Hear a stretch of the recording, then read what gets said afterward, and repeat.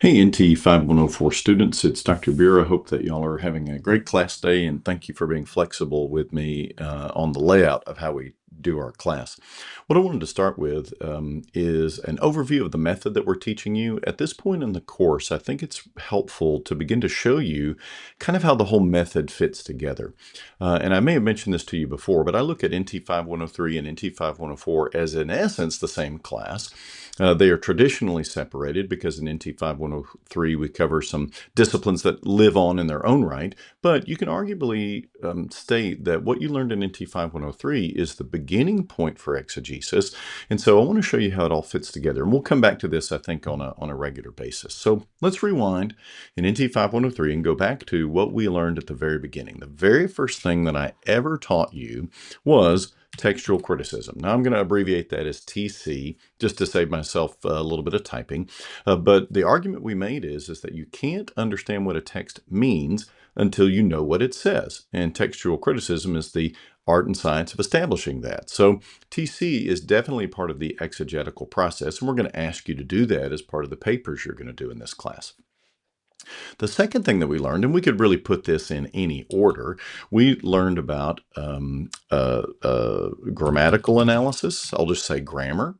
We learned about diagrams. We've done that. The first assignment we asked you to do was a diagram of Ephesians 2:11 through 22, and then to do some grammatical analysis on it. And then we've added to that I'm going to call it this clausal layout, but we have been calling that the structural layout. The point being is that that's another way of thinking through the grammar. It gives you sort of a little bit of a bigger picture than the grammatical analysis we did in NT5103, but it's still kind of within that vein. And then the next thing that we did is word studies. And then we have just completed validation. All of these are fairly important. They are useful for giving us some of that nitty-gritty, that lower level understanding of what's going on in the text. But now we are moving into a different layer. When we talk about exegetical outlining, we are actually doing something a little bit different. Now I want to shift to a different column, so I'm going to insert a column break. Let me figure out where those are. You know what? I'm going to do this a different way. I'm going to invoke a program that you can't see, but it'll help me to put in a column break. All right, here we go. Now we are doing a little bit of a different work. We are looking at the exegetical outline, and that's what we're going to talk about today and next class. And then after that, what you'll see is we talk about the commentary.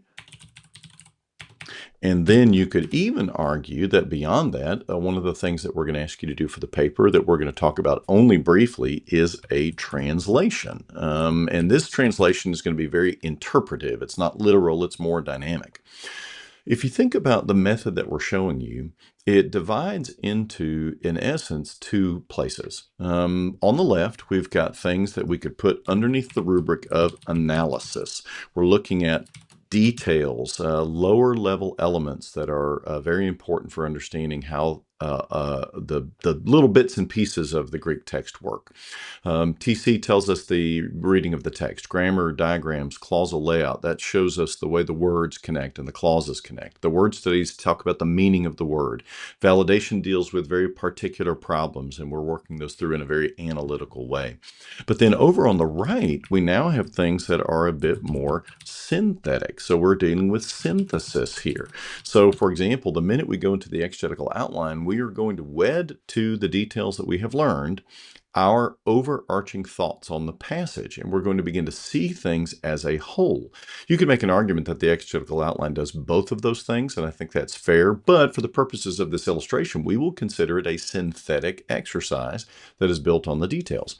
The commentary is much the same. What it will do is take all the details that you have learned and then put them into a explanatory whole, as does the translation. So my only point in bringing this up is that I want you to begin to recognize that we are showing you a method that deals both with details and the whole. It deals with both analysis and synthesis.